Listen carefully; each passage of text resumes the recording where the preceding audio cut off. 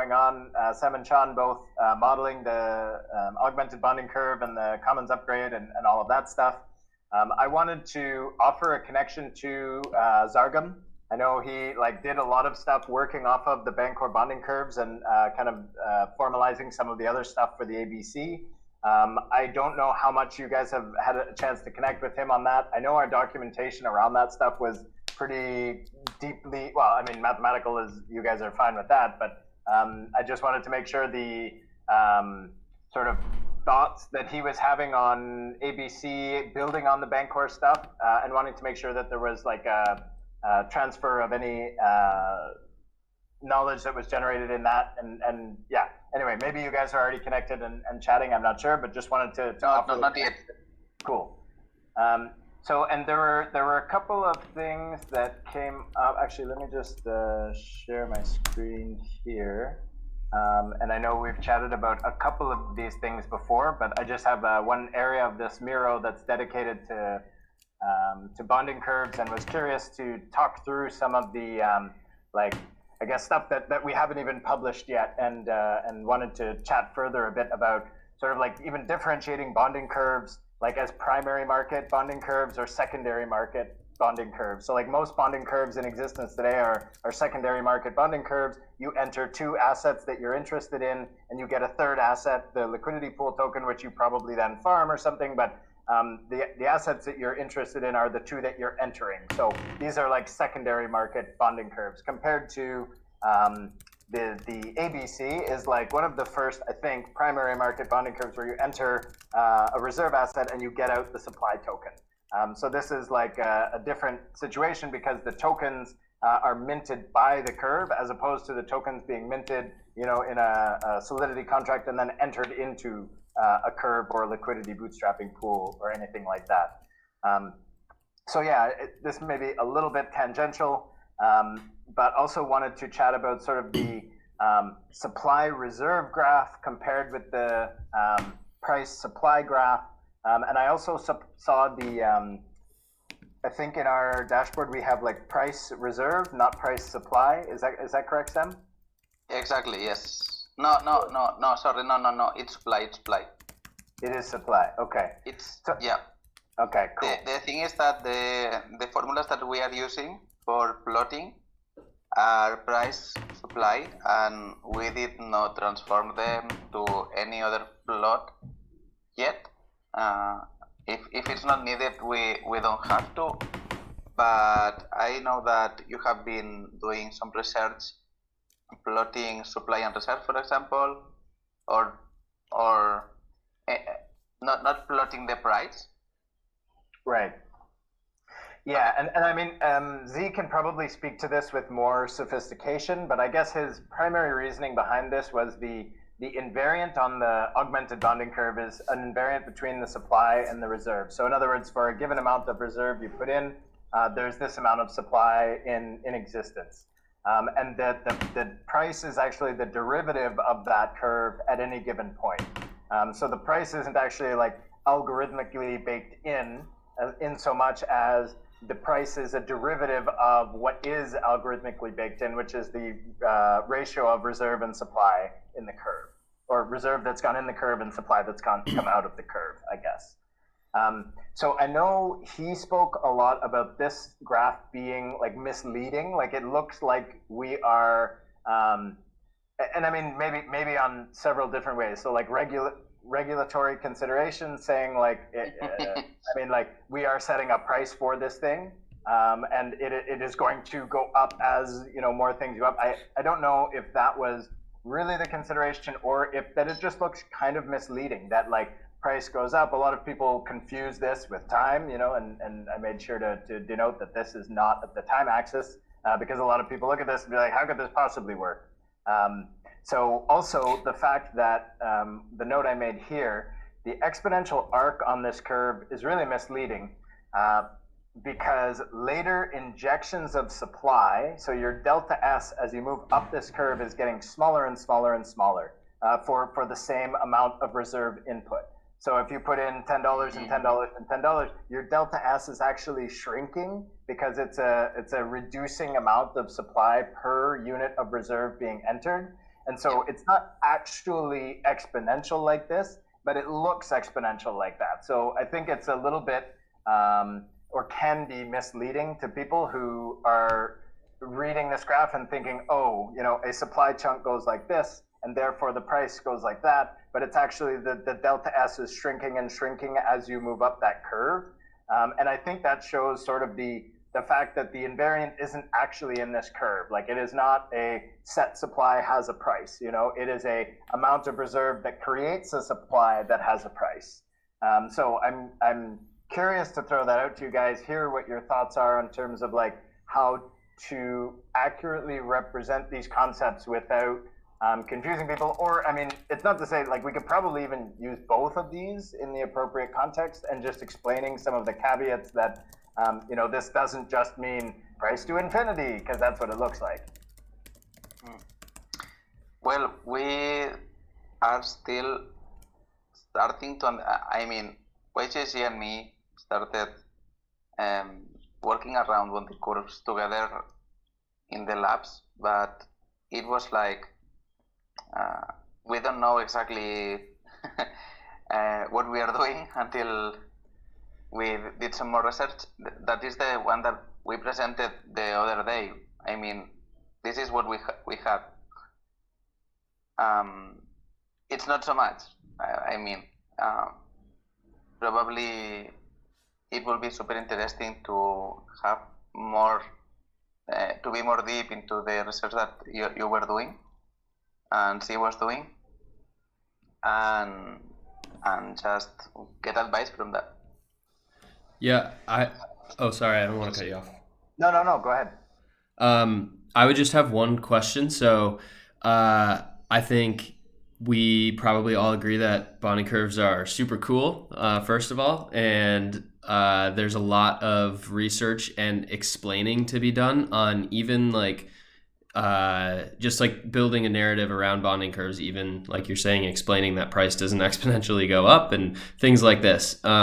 So my question would be, who would be, in terms of actual use cases for the bonding curves, like who is the audience that we think bonding curves are most applicable for, that needs to understand these narratives, like what's true or not about bonding curves, so that bonding curves can be applied in crypto systems or in blockchain systems.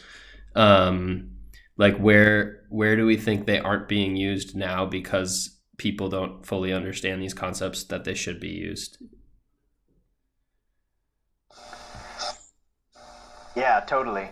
I get actually reach outs fairly often from people who are looking to do ethical fundraisers. Like they want to create a token, but they want to create a token that doesn't have, the pump and dump dynamics and the issues with, incentive misalignment in ICOs and all that kind of stuff. So there are, groups who want to use this for essentially like commons-based funding. And I think some of the properties that and I think this is how we need to start communicating them anyway, is less as like mathematical concepts. That's important, for the engineers and the development and whatnot, but talking about the benefits of applying those concepts appropriately. And I think this graph shows it all. And this is, I'm really excited to get some, I guess this is, aside from like our modeling of the augmented bonding curve, well, I guess this is still modeling the impacts of the augmented bonding curve. So I have a feeling, I'm really excited to connect Z with you guys when we're ready to chat about these things as well, because he's already got the Uniswap, basically secondary market CAD model. And if we plug that in with the ABC model, and I think a lot of that work has already been put together, we just basically have to connect them and then run various scenarios. And has anyone not, I know I've talked through this with you, Peter, at least a couple of times, and Sean probably before. Sam, have you seen this diagram before? Have we chatted through it? Or we chatted about it at the CAD call. Yeah. I think that you presented it in the CAD call. I didn't understand it completely. It was like the price of the bonding curve is following the price of the Uniswap until the guy who were accumulating drops, more or less. Yeah. So I think the key point here is an arbitrage bot was operating between the primary market of the true bit bonding curve. So the true bit has a primary market bonding curve. True is issued off of ETH in reserve. So it's a primary market bonding curve. But they have a really big spread in their tax rate. So their tax it's an entry tax, one. And two, it's like 75 or 85% or something like that. So if you were to buy and then sell, you would buy at the orange line and you would sell at the green line. So you would be giving up 80% or 85% of your input into the TrueBit protocol as a tax. It's gone. But a lot of people aren't selling on the bonding curve; they're selling on the secondary market.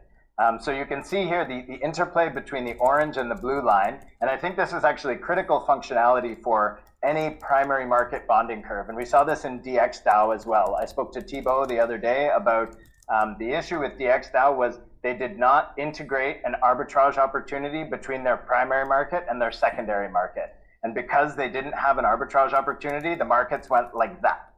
And then all of a sudden the primary market, granted, anybody could go and act as an arbitrage agent, but they got so far away from each other that it was not I think they kind of lost the connection, the synergy between these two prices.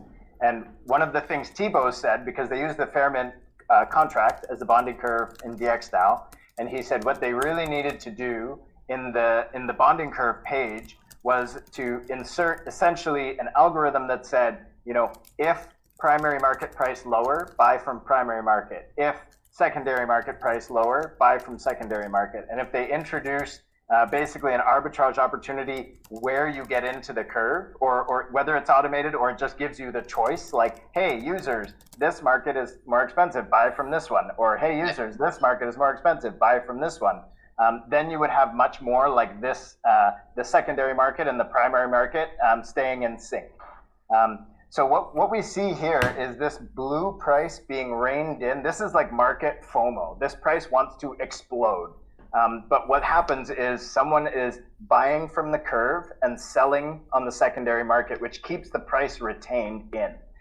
So this whole span here is actually the bonding curve primary market retaining in FOMO and a pressure to spike on the secondary market. Of course, it did tank because, and part of this is because the spread between buy and sell is so big, it had such a massive area to drop. If this green line were, say, 5 or 10% under the orange line, we would see the same type of arbitrage on the buy side as we would on the sell side. And I believe that this massive dump would have been prevented. It would have slowly decreased, just like we see it slowly increasing here. So I think that would happen. It's not guaranteed, but I think this is something we can quite easily model. If we have a primary market primary market buy and sell and secondary market impacts, then we can see whether, when there is massive FOMO or massive FUD, does the price track the curve up or does it shoot up? Does the price track the curve down or does it explode down? And I think this is one of the biggest things that we can emphasize about the augmented bonding curve is that this primary market, secondary market dynamic actually reins in the pump and dump behavior of normal tokens. And I think that's one of the biggest selling points of the technology that we're, at least early on anyway. Okay. I am a bit confused about the real purpose of the meeting. It is can we do a quick round of intentions and just intentions? Great idea. I jumped right into this stuff because I'm so excited about it and I've wanted to chat with you all for so long, but that's a great idea. Okay, Yeah. I start. Yeah, go. I would like to have the more resources regarding bonding curves from Sia, from you. I would like to talk about gardens because they are implementing this communication DAO to DAO. Well, this liquidity between DAOs into Honeyswap. and I would like to know which are your opinions on the differences between a liquidity pair and a bonding curve. What is better for some? Which are the pros and cons of having each of them? And also, I guess that there is some projects that are going on and I am not aware of. So if I can help in some way, I am really messed into having the commons upgrade, so I cannot be working on anything yet, but I am interested in knowing the other things that people is doing. For example, the T services and these things. So I will pass it to Peter. Cool. Yes, this is awesome. Thanks for encouraging this. So I am interested in bonding curves because the TE services project that is spawning in the TEC ecosystem is very likely going to have its own bonding curve. And I don't really know any more details than that. But in terms of how the services component is integrated with the other TE ecosystem communities like the TEC, there would be two bonding curves that are trying to connect with each other, sending revenues across. And then there's also the secondary market stuff that we're talking about. So basically, one of the initiatives that I think would be important to have running as part of this TEC or within the TEC is building a model of the token engineering economy, meaning like the token engineering services stuff, the TEC itself, the token engineering academy, and some of the value flows that we're working on creating for the education side or the academic side of the industry. And basically just modeling out this like DAO to DAO relationship stuff. And I think there's also additional value opportunity to extend those models to neighboring ecosystems like OneHive, for example, and plenty other communities that have bonding curves maybe, and would benefit from knowing more about how they would work in real life using models. So that is what I would love to like basically kick off as a work stream around modeling the token engineering economy. And bonding curves would be one of those pieces. And then I guess the last thought that I have related to this is thinking about how we can start building models that are actually more of modules that start to piece together to create or it can be pieced together by people that aren't necessarily like us working on them. And those models it's kind of like a product that you could even eventually sell to clients in the future. And Sean, you had a question to Trent basically about this in his meeting earlier, is like, how do you modularize models and have them be used in future models? And I think that's an opportunity here too. I'll pass it to Sean. Cool, thanks, Peter. Yeah, interesting. I'm here. I want to support everything that's happening. I want to because I'm starting to get a pretty good understanding of bonding curves and the different sort of options that are out there and the mindsets of different people that are comprehending them and thinking about putting them into practice.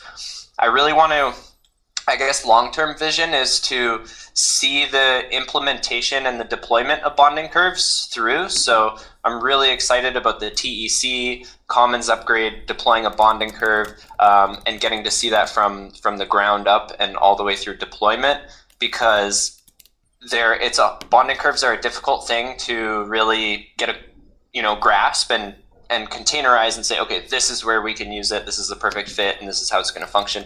But I think once we do that a few times, it will become a very standard package that is in the sort of DeFi repertoire. And I'm really interested in and I think Jeff mentioned this, bonding curves for social good, for fundraising, for this kind of stuff. Jeff and I are involved with the Crypto Commons to Save the Bees, which is kind of pretty theoretical at this point, but it's how can we distribute these bee feeders that can help save the bees? And then I'm involved with some other initiatives. There's a deforestation of old growth forests happening here on the island. So really thinking about solutions how do we buy the forest? How do we maybe there's some alternatives that are more profitable than logging, and we can bootstrap those with bonding curves. So really, I just want to be a part of the game from start to end and see this pattern deployed a few times so we can start to get a handle on how it's done.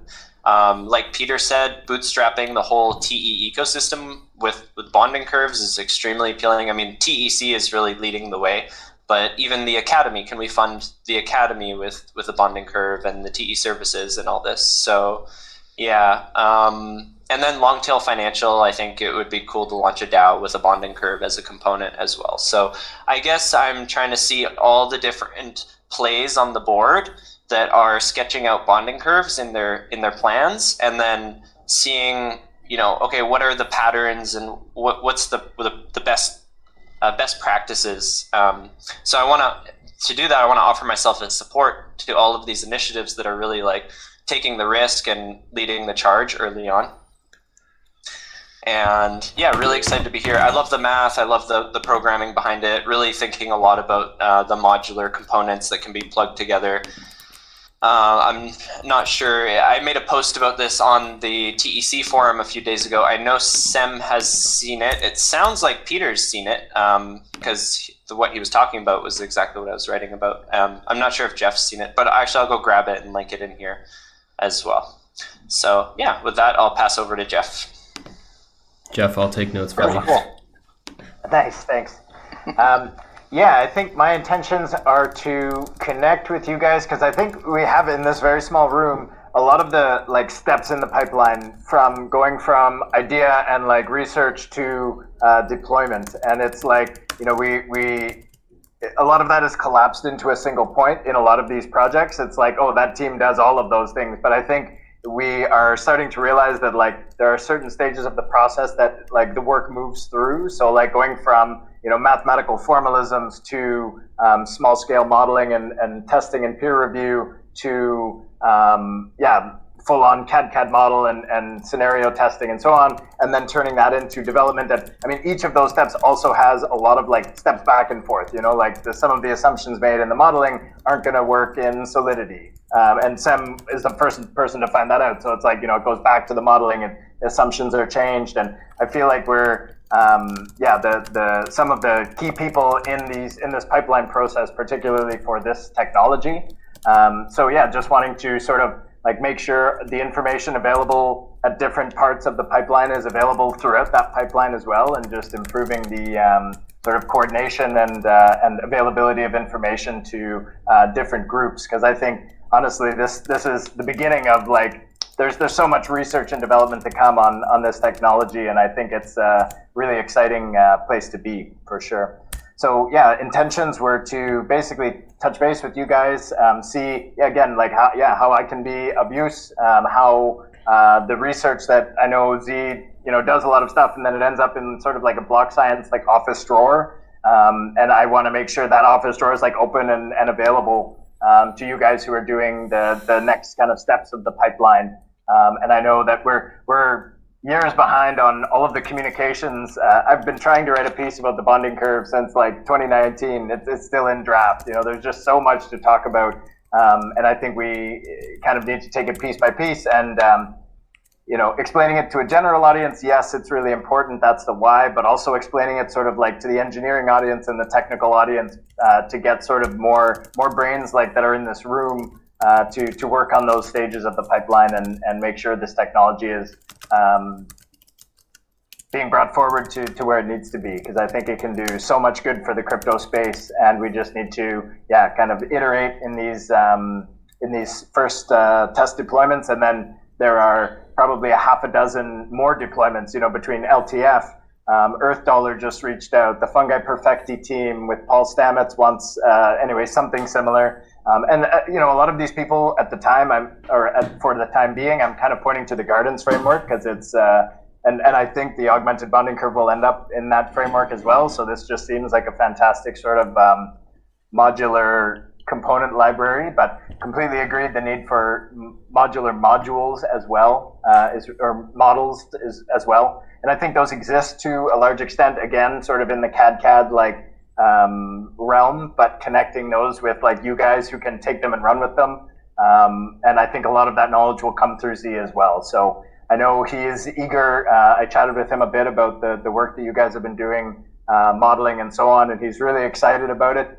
He's just super strapped for time. Like I've seen his calendar; it is nuts. I do not envy the guy, but I'd love to connect him with you guys and make sure that there's high productivity discussions and transfers in whatever way makes sense. You talk about Igor. Who Igor? Igor? Yeah, I don't know if I understood well. Maybe what would I have said? I didn't Somebody who has the calendar super. Z. Zargam. Okay. Yeah. Okay. I understood Igor, and I said maybe he's referring to Zargam, but I don't know. I think he said Z's drawer, like his drawer of like drawer. his. I don't know. Okay. Yeah, he must be like lazy. Okay. So just bouncing off, I have a thought, jumping in, is that I think we're coming into a flourishing time for modeling. SEM has been SEM has been making some really big advances, I think, in the past couple weeks. And I'm not sure exactly, SEM, who you're working with in the background, but like the conviction voting model that you made with all the parameters, like I think that's really powerful. And you guys just spun that up in a few days. And also like the praise analysis has been like a really big project that took a lot of resources, like out of the sort of TEC, very strong data scientist pool.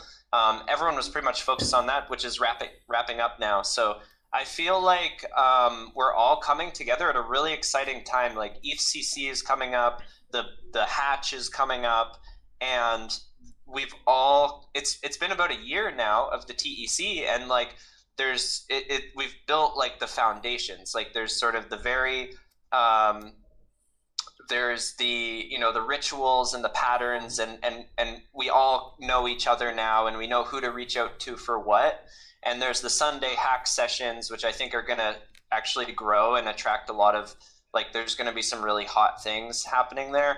And I think we're about to come into this sort of modeling explosion, especially with, it's on everyone's mind now, this like idea of modular components, because there has been so much work done, like block science just pioneering this for years. But now finally, like it's starting to bubble over into this, like into the communities and to all sorts of people like reaching out and making contributions.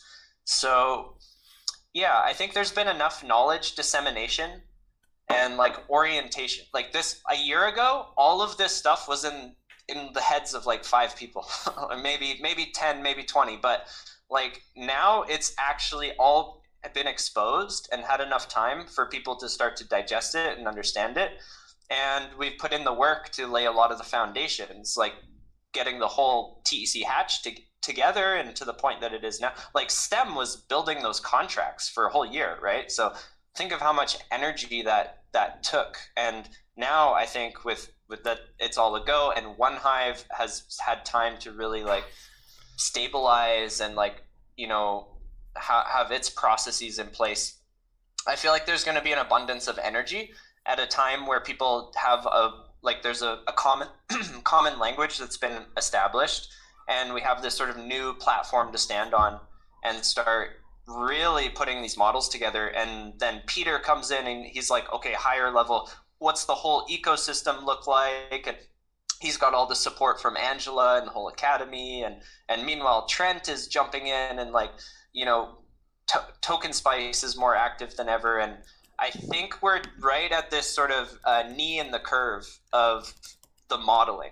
And Jeff has been pointing this out at least for the last month or so, maybe a couple months. He's like, okay, this is all cool. Like the cultural build is a huge success with the TEC, and there's all this stuff happening, but we need the models. Like it's time for modeling. Like there's so many ideas and components and emergence, and like let's model all this stuff. And I think we're right at the knee of the curve, coming into a really awesome time of collaboration for that.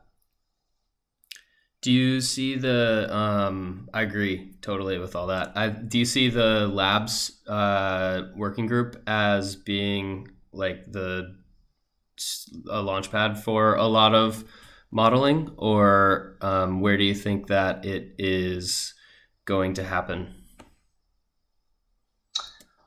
It's a good space. So I rebooted the labs just a few weeks ago with the idea that, okay, we can't contain all of token engineering like within 1 hour a week. Like we can't just all come together and build for an hour.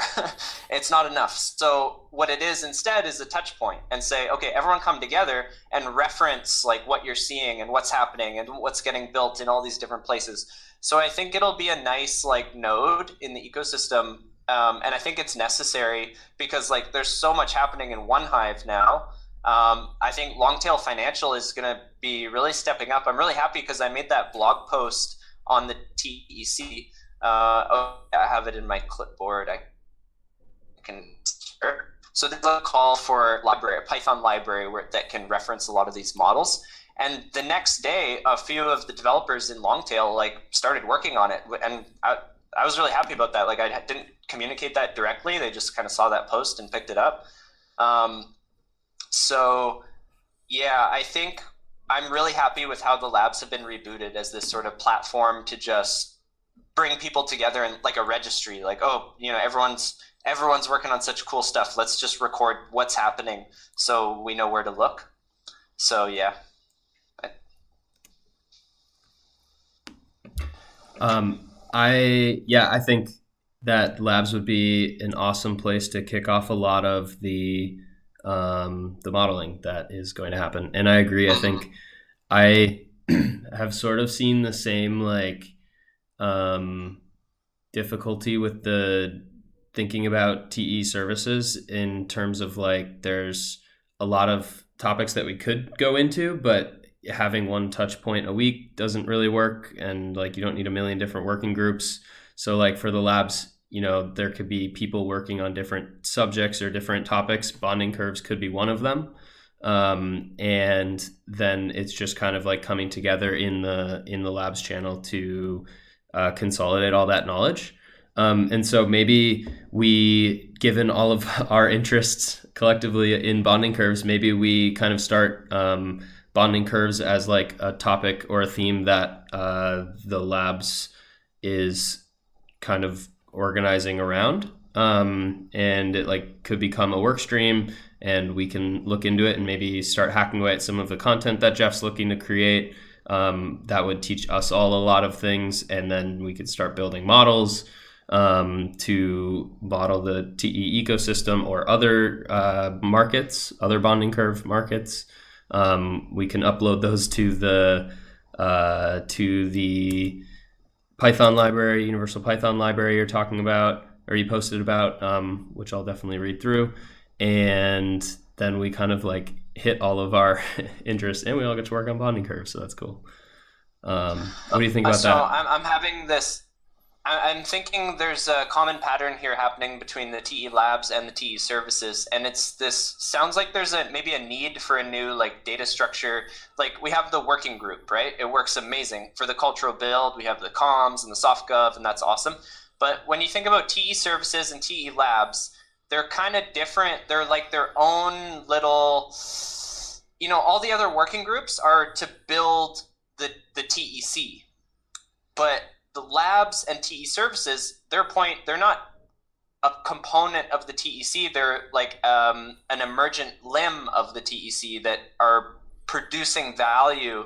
You know, their purpose isn't just to support the TEC, it's actually to like generate innovation. So I wonder if they need to kind of spawn, you used the word working streams, which is really interesting because we're noticing that like the TE services almost, it has like 3 or 4 or 5 categories that kind of should be being developed in parallel. And you could probably say the labs is similar. Like maybe in the labs we should have a bonding curve working stream, I don't know, governance or conviction voting working stream, something like that. I'm not sure exactly, like fundraising working streams or governance working streams. But yeah, I wonder if we need the new, I like the term data structure, having a background in computer science, but this idea of how do we, what's maybe the next level of like this fractal organization that's unfolding in the TEC. Yeah, totally. And I think that this conversation about the bonding curves anyway is a little bit tricky because they are on fractal levels. You know, like we have the bonding curve as the primary market of the TEC. We also have bonding curves as a mechanism within like the proposal inverter slash, you know, like DAO to DAO or even DAO to sub DAO.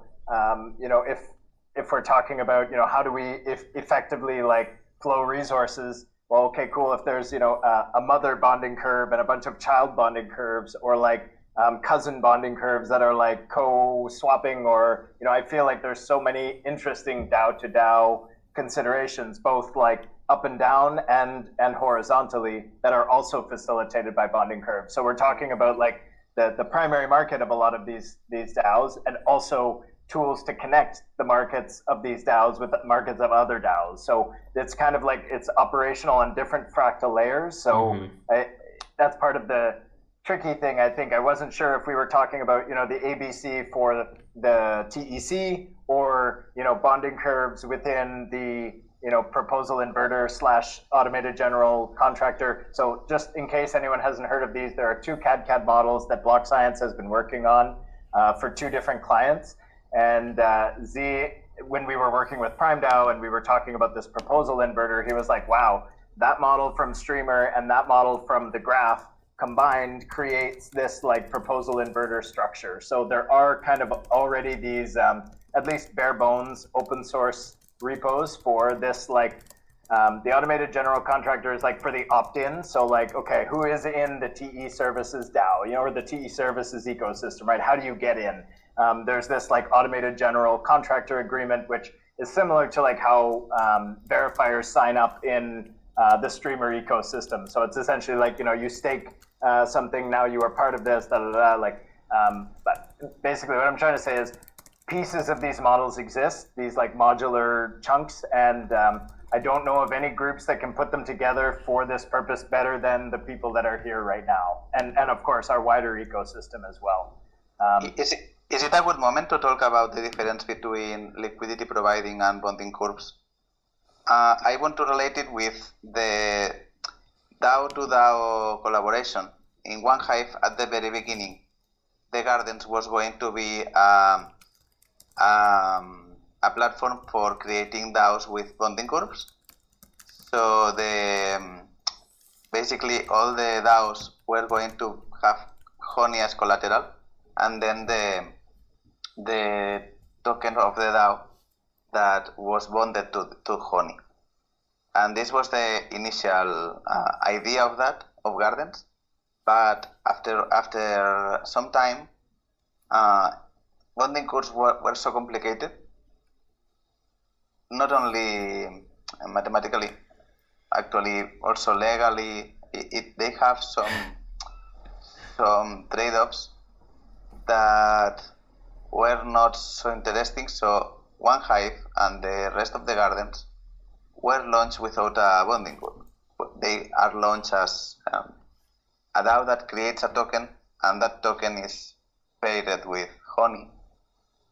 And the liquidity network that the DAOs have between them is what makes the collaboration between DAOs.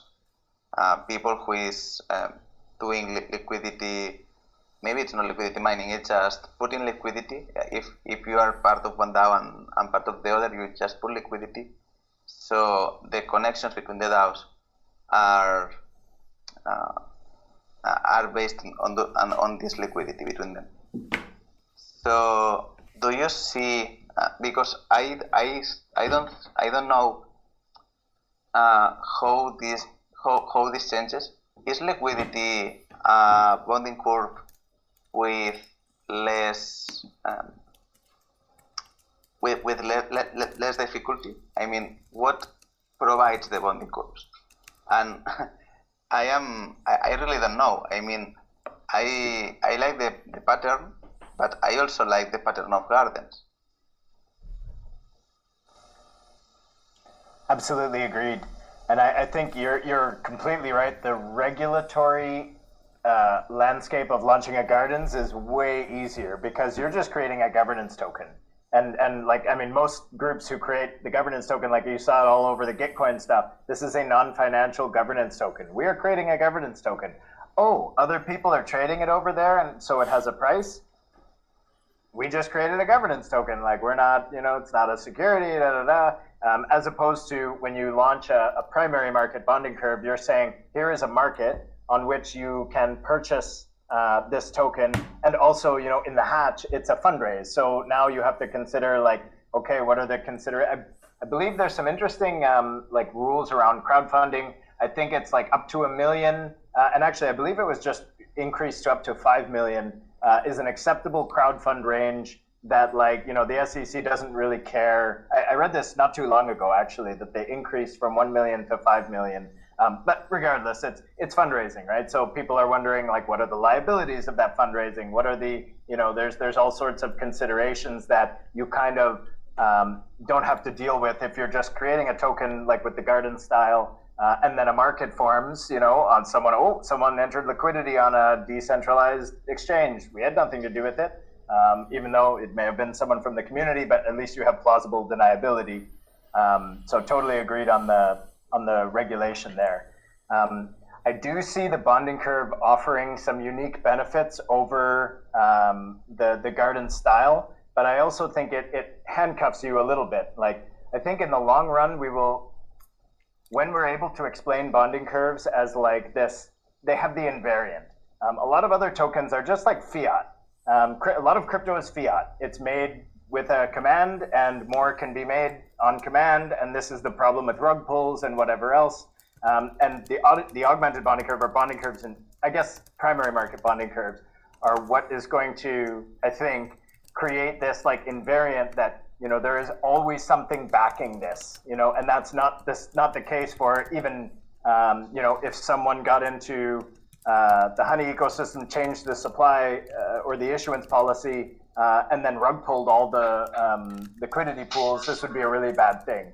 Of course, it's not going to happen in the One Hive ecosystem, but it could, and it can't with an augmented bonding curve. So I think that, along with the ability to dampen the price spikes, and I mean, you see Honey, right? It went from $10 to $1,400, back to a few hundred, back up to $1,400. Like, it's got some pretty huge volatility swings. Not that that's really the issue, because what Honey is what One Hive is most interested in is what's in the common pool. What can we spend? And I think adding the exit tax of the augmented bonding curve as a continuous fund input will be kind of like the third big win of augmented bonding curve. So there's the invariant, there's the dampening of the volatility, and there's also the regenerative exit tax that can feed back in. I think those three things will offer some pretty compelling alternatives. But I also think, as Sean mentioned, talking to Trent, don't use a bonding curve. Then you lose control of your ability to, create more tokens as needed, which honestly, it would really help the ability to do that. But if that is in the wrong hands, you also create a really dangerous attack vector for like public trust, I guess. Mm-hmm. Yeah, you have a relation much closer to the supply, also the price and the supply. That is not in the case of Honey. I think that it's the second thing that you said, it's more like it depends on the supply. The price is going to be one or another. In the case of honey, the price is going to be totally dependent on the liquidity that there is in each moment. Not even it's more about also, there is this other liquidity because there is no primary market.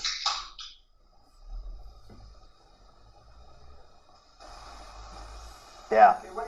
So yeah, I'm really interested to explore all of these things. I think there are so many like undiscovered gems in here even, and I think there's some really compelling cases we can make for some of this functionality if we have the right models and scenarios that show these. Like for me, like the proof is in the pudding. If we can point to it in some models and say like, hey, look, this behavior is dangerous. If we use this tool and we like run the scenarios, look what happens. Like we cut XYZ, or we're able to reduce the pump up and the spike down and all that kind of stuff. I think we'll be able to make a much more compelling case for these kinds of tools. And you say that I see very clear when a DAO has a sub DAO using a bonding curve, but you also say that there are possibilities in which a bonding curve can help DAOs to coordinate, not one as a sub DAO of another one, but as siblings. How is it made? So this would be basically the same proposal inverter that we talk about, like where if we want to have a squad DAO, say the four of us are going to split. We want to create a work stream on bonding curves, right? And we want it to be persistent. So we want it to continue. So we're going to say, hey, Common Stack, hey, TEC, hey, Metacartel, hey, Moloch DAO, feed into this pot. And it's going to feed out according to the tokens held by these contractors. And how do you hold these tokens? You get them from a bonding curve. So it's basically like a revenue sharing model, that there is some portion of the revenue being paid out in every segment, and every contractor who holds tokens in that subcontractor DAO gets those funds. Now we use the same mechanism, but bring it up a fractal layer. So instead of each of us being contractors, we can each be a DAO. So let's say the Common Stack, TEC, Metacartel decide they want to have a joint venture together to co-produce some products. Okay, great. They use the same tool, but instead of individual contractors, it's DAOs who are part of this revenue sharing bonding curve tool. So it can be used both as a sub DAO tool and also as an inter DAO tool. And maybe that's funded by those same projects. It's also maybe funded by, who knows, the McConnell Foundation or anything else. So, oh, sorry, I thought you were agreeing. Cool. Yeah, I would just like my last comment. I think this stuff is all super awesome and interesting, and Sam, I'd love to dig into it more with you. And because obviously you're very curious about it too. It seems like we can all kind of fit our or hit our intentions or motivations if we coordinate out of the labs channel, and we basically work on questions like what Sem has, and we just kind of discuss them and meet up and maybe eventually build models around it, maybe write some articles hitting on the topics that Jeff was interested in. And honestly, for my use cases, I need to learn a lot more about DAOs and what information is out there before I really know what to do with them. So I would just come along for that ride, and then eventually something might come of what I'm curious about too. So I would love to be involved in that if we want to plan to kick that off out of the labs channel. And sounds like Sean was into it too, even he wasn't able to stick around, but yeah, I don't know. How does that sound? Yeah, I have another question with Jeff. That what you were talking right now was the proposal inverter. I didn't know. Okay, I will appreciate a link to that because I never took a look. But it is basically the proposal inverter is using a bonding curve in order to have a sub project that relates different DAOs, different, I don't know how to say that. You said contractors. Okay. So it's like, let's relate different DAOs into making one thing. Right. So I just dropped the article where we introduced it. It's a bit of a long article, but section 2.1 looks at sort of the why behind the mechanism. So, rather than essentially contractors applying to DAOs for proposals. So we were basically trying to solve our own problem. We were applying to proposals within Prime DAO. They only had 6-week work cycles. And we were trying to do research that lasts longer than 6 weeks. So the overhead of applying for a proposal and then proving that we did work to the community was eating up like the majority of our working time. And then the next period, we had to do it again. We had to apply again, which took a week and a half. And then we had to write an article to justify our work, which took a week and a half, which only leaves like a couple of weeks to actually do the work. So we were like, wow, what kind of tools can we use to alleviate this pain? Because we want to continue researching this, but we don't want to spend 60% of our time applying to DAO grants and then justifying that we did work to the community, right? And it was just a ton of overhead, essentially. So we came up with this idea of the proposal inverter, and there are multiple variations of it. I think we talked about a couple of like different composable mechanisms that could go into sort of like, A, streaming payments, B, having a revenue sharing bonding curve rather than having to like individually negotiate contracts with each subcontractor. It was just a way that like subcontractors could apply and get approved, and then you just like automate that HR overhead essentially for subcontractor DAOs. So feel free to take a look at that piece. Actually, Prime DAO also sent out, I did a presentation on it. I'll see if I can find the link. If I can, I'll drop it to you.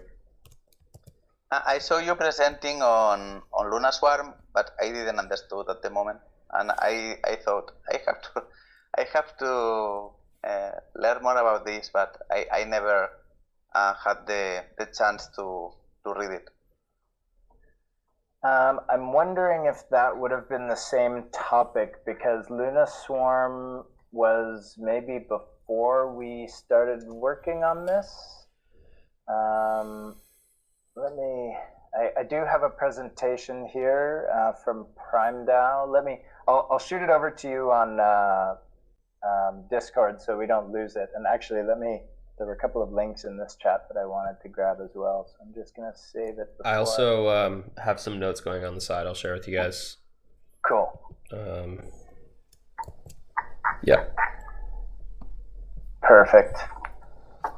Okay, so I'll see if I can find that, because they did a great, like they cut out I think I gave a 20-minute presentation and they cut out like the 2 minutes where I was talking explicitly about the proposal inverter. So I'll share that with you so you don't have to dig through pages and pages of stuff if you don't have the time. I completely understand.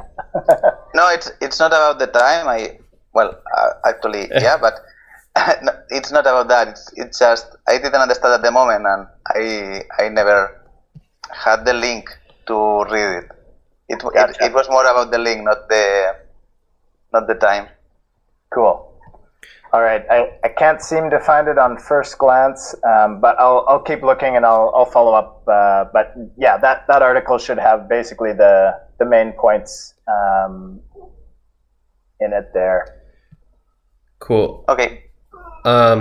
So it kind of just seems like the TEC would be a great place to continue conversations like this. And Jeff, maybe I know you basically are like on a giant coordination mission, like trying to spread knowledge that you've heard and learning yourself and spreading it to other people. Do you think it's kind of the right model to just start up some of these conversations around topics like bonding curves, or for example skill forests or skill trees, just like kind of starting them up as a topic in the TEC so that it's open to anybody who wants to tune in, and then like keeping tabs on the progression of the work and development and that stuff? Do you think that's like a good communications model? Yeah, totally. I'm eager to keep thinking about this like idea of work streams and like persistent like research topics, that are, I mean, they might even span multiple working groups, but it's like, because there may be, comms needed for it, there may be, development needed for it, there may be modeling needed for it. So it's kind of like the topic spans multiple working groups, and maybe there is another data structure, as Sean called it, for like kind of persistent research topics. And I think, we had that with conviction voting. It was mostly within one hive. It was mostly, Sam and Luke and Z and, the Luna Swarm and so on. But that was kind of like the same thing. We just didn't call it that, or I guess the TEC wasn't around at that, or was, anyway.